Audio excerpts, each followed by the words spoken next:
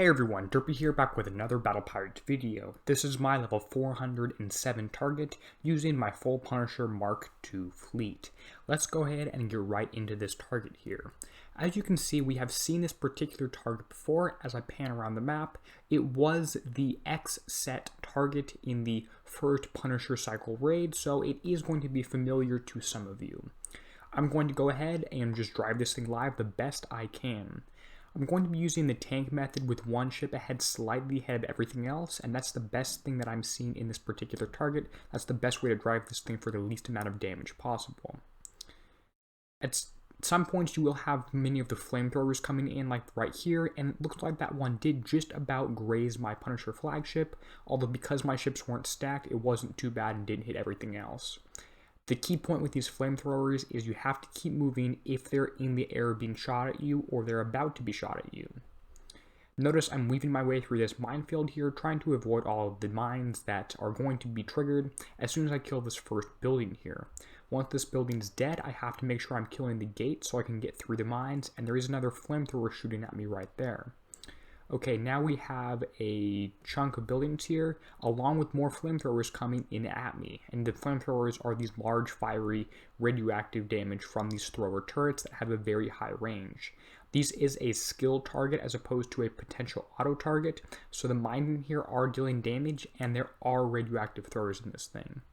This first turret cluster is dead here, and you can see my back four ships have taken very little or no damage, whereas my flagship is the one taking all the damage, which is the point of this thing because of the damage types and the damage mechanics of this particular target.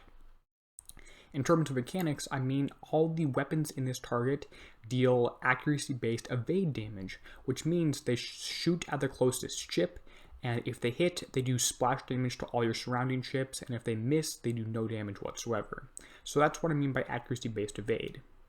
At this point in the target, I'm off to the right side. I'm going to bring my ships up and around to kill this flamethrower right here that I'm targeting, and once that's dead, things are going to be a little bit easier there because that's either the last or second to last flamethrower in this particular target. So this thing's dead here, and you'll notice that I am using a Dragon Slayer's crew, and that is to help with any sort of driving because it increases turn speed as well as helping with evade from this target. No, Dragon Slayers helps with reload on Draconian holes and turn speed, which is why I'm using it. You could also use Sea Serpent, which is the one I was thinking about, that helps with evade and also turn speed. This one helps with reload instead. Okay, you can see I have a whole bunch of mines here, and you'll notice the ones inside close to my ship is slow. That's because my Atomic Punisher is upgraded to X1, and that is going to help slow down any mines that are close by. When this was a raid target, I definitely did it with 3 Punishers, or actually I had 5 partially built Punishers under a Dock 15 weight limit, although I am hearing reports that you can do this target with 3 Punishers. So it's definitely possible to do it with a non-upgraded fleet, although I actually wouldn't recommend hitting this target. I would recommend hitting the level 80 target instead. It's going to be much better, and I am working on a video for that one as we speak. So let's start with the battle. Let's look at the battle report. Okay, damage taken here is ballistic and radioactive. I have 6% ballistic taken and then 8% radioactive taken. And if you're curious, here's the resistances on the enemy. Looks like my points for this target are 150,000 right here, and it's part of the entire A set. Now the entire A set only gives a bonus of 100,000. So instead of hitting this particular 407 target, it's going to be best that you hit the 80 or 82, whichever target gives you the least amount of damage.